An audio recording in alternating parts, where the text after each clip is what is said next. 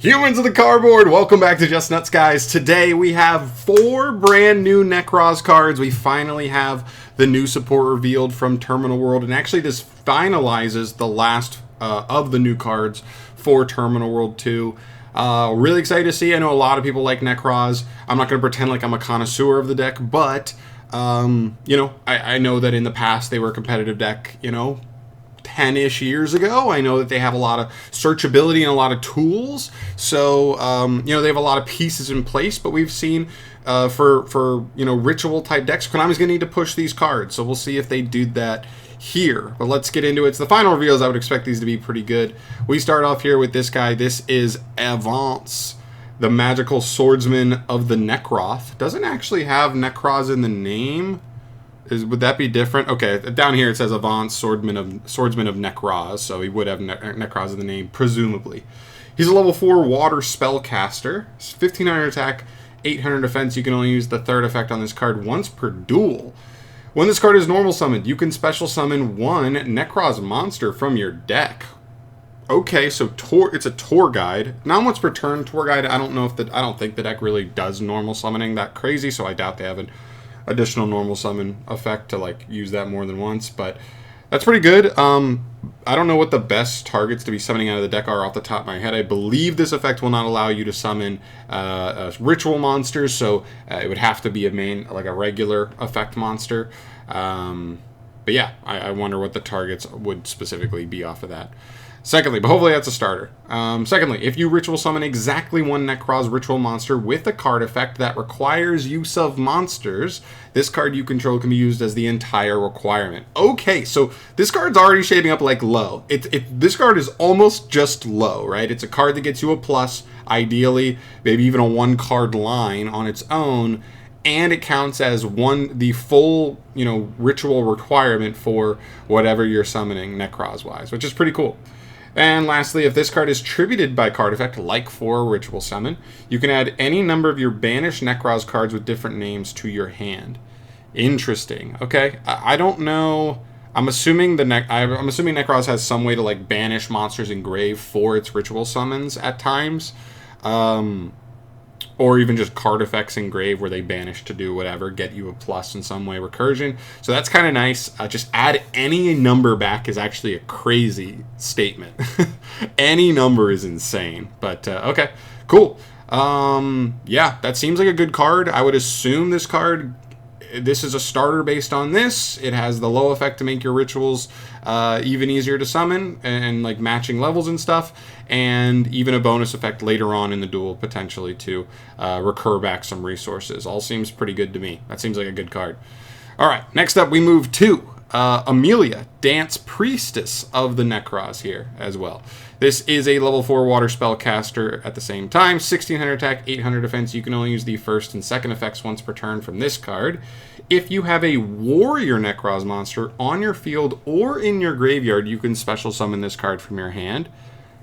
Okay, I like that it's field or grave, so even if you do summon something, sometimes I get kind of caught up in extenders that have to have something on the field, because if your opponent kind of knows that, and for example you search this card and your opponent just goes, oh, well you have a warrior spell Nekroz and I just read the card, that's what it needs to extend, I'm gonna pop, bounce, shuffle, whatever, you have the monster on field. But because it can be grave too, if they ever have to pop it or whatever, it can still check grave. And I know a lot of the Nekroz guys do discard from hand. I don't know the typings on all of them though, since it does need a warrior specifically, but okay. Second effect, if this card is normal or special summoned, you can add 1 Nekroz ritual monster or Nekroz spell from your deck to your hand. That just seems crazy. Wow, okay, so even though it can be a really nice extender, it doesn't have to be. You can just normal this, and it's going to search any Nekroz card, basically. And then lastly, if you ritual summon exactly 1 Nekroz ritual with a card effect that requires the use of monsters, that you can use this card, you control as the entire requirement. I like that. That seems good. That just seems really nice. That you don't have to give up certain cards. These cards are already cards that are getting your plays going, and then they're paying the entire cost of getting your actual boss monsters on field. These both seem like good cards. It even seems like she could be a starter on her own, where even though if you want to have concerns about this first effect on like how easy is it to put a warrior Nekroz on field, this card can still just be your normal summon and get a play going that way. So seems good. Seems like the first two cards are good additional main deck support to help you kind of get into your plays, into your Nekroz cards. That's really nice. Secondly, we look at Nekroz of Metatron. Very cool.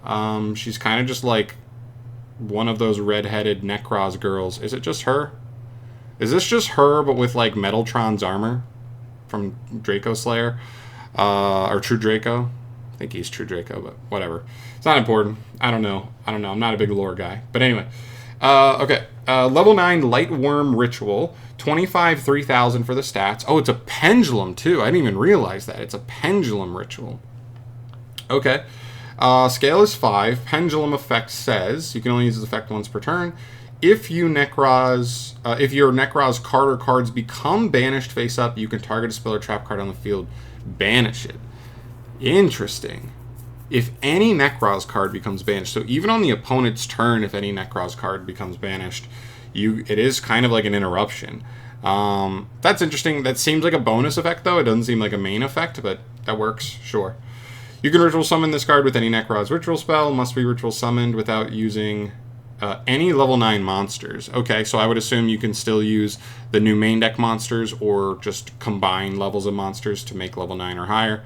You can only use the first monster effect on this card once per turn. During the main phase quick effect, you can target one face-up monster your opponent controls. Banish this card until the end phase, and if you do, banish that target.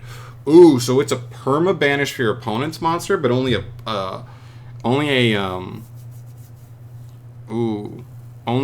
temporary one for you. So that's a really strong interruption. I mean, right? That's just a quick effect. It is main phase only, so there's going to be some play around for it, but that's a pretty strong interruption in and of itself without being like too broken. And it also, it coming back is really nice. That allows this card to help you in the grind. Cool. Second effect, any monster destroyed by battle with your Nekroz monster is banished. Cool. So this card actually has synergy with itself. If you can put one in the scale and then summon the other, you can like quick effect banish an opponent's monster and then trigger the other one in scale to just banish an opponent's spell or trap. So that's cool. Nice. And then any monster by battle with your Nekroz is banished as well. That's also really nice. That seems like just a low-key bonus effect, but it's actually pretty good. I mean, there's a lot of decks that float. So being able to run over stuff like and just end up getting them banished rather than engrave can actually be really important depending on the matchup. So just think about stuff like Fire King, where like, yes, all their stuff floats, but like depending on what you're running over, you could be taking away a card for like the entire duel. So that's cool. That's a nice bonus effect for sure. This card seems good. It seems like a good boss monster. I was wondering about all the monsters they have, like as far as end board pieces. I know they have like the skill drain guy. This is a nice quick removal piece as well. I don't know how easy it's going to be to set up like more than 2 rituals in a turn, but that's a pretty good combination, right? Like a walking skill drain plus a quick banish. That's a pretty good combination, especially if you do it with a low amount of like investment. So nice. Funny enough here, I know there were like leak rumors that there was supposed to be like a Nekroz trap card coming. It's not here. There's a world where it's like in, I don't even know, in like another set down the line, because you never know where leaks are coming from. But if it's not here, I think that does hurt its ability to be here to a large degree. But okay, just important to note. We do get a new Nekroz quick play spell, though. This is Nekroz Divine Mirror. It's a quick play. You can only use the first and second effects of this card once per turn. First effect, during the main phase, ritual summon a Nekroz ritual monster from your hand or banishment. Again, I don't know how easily the deck just banishes its own Nekroz monsters, so, I don't know exactly how good that is.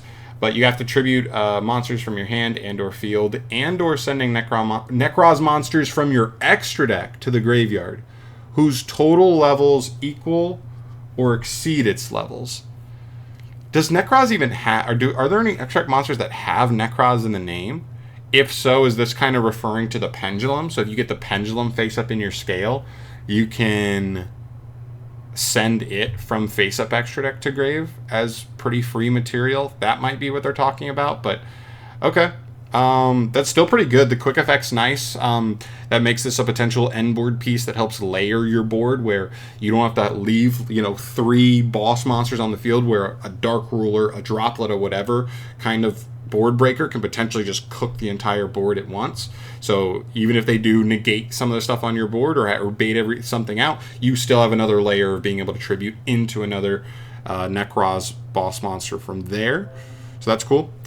And the second effect, during your main phase, you can banish this card and 1 Nekroz monster from your graveyard to add 1 Nekroz spell from your deck to your hand. Whoa! You can just use both of these in the same turn? That's crazy. And it can search itself. It does not restrict from searching itself, too. So you could literally use this turn 1 to just do your combo, and then you just also get another one of this to set as a piece of your end board. That seems so crazy. That almost feels like the...